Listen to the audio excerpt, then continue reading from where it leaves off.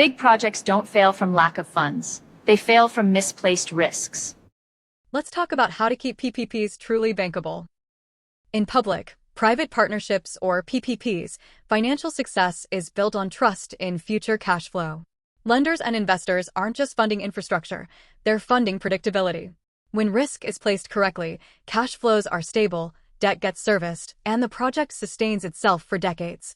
But when risk is dumped on the wrong party, everything unravels, revenue projections crumble, penalties trigger, and financiers lose confidence. The art of PPP isn't about transferring all the risk, it's about allocating each risk to the party best equipped to manage it. Imagine this triangle. Each side represents who owns which risk. When construction risk sits with the private side and regulatory risk with the government, cash flow becomes balanced. But when that triangle is distorted, so does the project's stability. Bankability isn't about removing risk, it's about putting it where it belongs.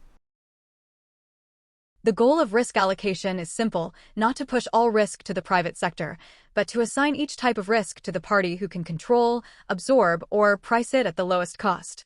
That's how both sides, public and private, achieve value for money. It's a balancing act between efficiency and protection. The sector controls design and construction. It makes sense they carry the construction risk. If the government changes laws or environmental policies mid-project, it must compensate the private partner because that's a regulatory risk, not an operational one. Each bar shows total project cost impact when risk is assigned incorrectly, taller red bars when misallocated, lower blue bars when correctly assigned. This chart shows why over-transferring risk doesn't make projects cheaper, it makes them more expensive. The private sector prices that uncertainty into the tariff or availability fee. The most cost-effective PPP isn't the one with the least support, it's the one built on the smartest risk design. Every risk leaves a shadow in cash flow. Trace it, and you can forecast it. Risk allocation shapes the financial model, every input, every assumption, every ratio. Let's break down how major risks translate into financial effects. First, construction risk. When delays hit, inflows get postponed. Penalties shrink margins. Lenders test DSCR resilience. Next, operations and maintenance. Maintenance costs fluctuate. That hits free cash flow and dividend potential. Demand risk? Shared with the public.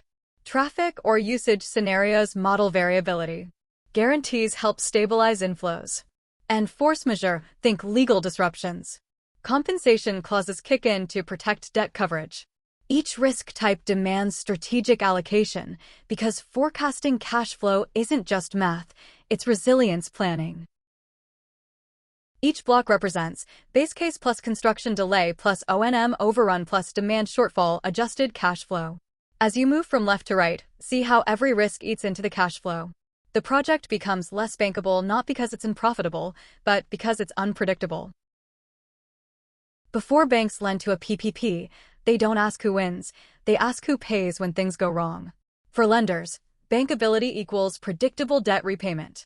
Their first lens, the debt service coverage ratio, DSCR, the cushion between available cash and debt payment. A bankable PPP model must show consistent DSCRs above the threshold, often 1.2x or 1.3x, mitigation mechanisms, like performance bonds or liquidated damages. Compensation clarity, every unmanageable risk must have a contractual relief. Notice how in the red scenario, an unallocated risk event in year 3 causes DSCR to collapse. The blue line survives because compensation clauses protect cash flow. That's what lenders look for. The most cost-effective PP isn't the one with the least support, it's the one built on the smartest risk design. One of the biggest PPP mistakes is over-transferring risks, assuming the private sector can take them all. What actually happens? They price it back in through higher tariffs, higher IRR demands, or bigger VGF, viability gap funding. Unpriced risk always reappears, just later and more expensive. A toll road concession with full demand risk, but no traffic control power will require either a government revenue guarantee or an elevated toll rate. This graph reveals the hidden inflation of tariffs when risk is misallocated. Overloading the private side doesn't save taxpayers, it raises user costs. When you can't remove a risk, At least price it honestly. You can't eliminate all risks, but you can build walls around them. That's where risk containment instruments come in. Performance bonds ensure contractor accountability. Escrow accounts ring-fence operational cash. Step-in rights allow lenders to take temporary control before default.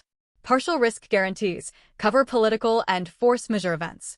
These tools don't remove risks, they stabilize them. They keep lenders calm and DSCR steady. The stronger these outer layers, the more resilient the inner core, your project cash flow.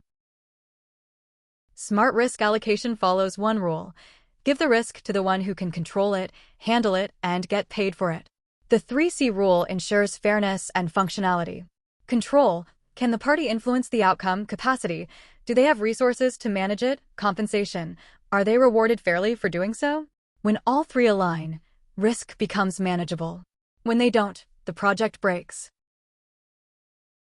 Top right shaded optimal zone, where both are high, labeled bankable allocation.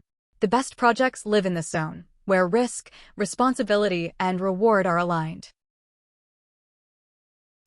When risk is balanced, capital flows, not fear. Proper risk allocation achieves 3 results.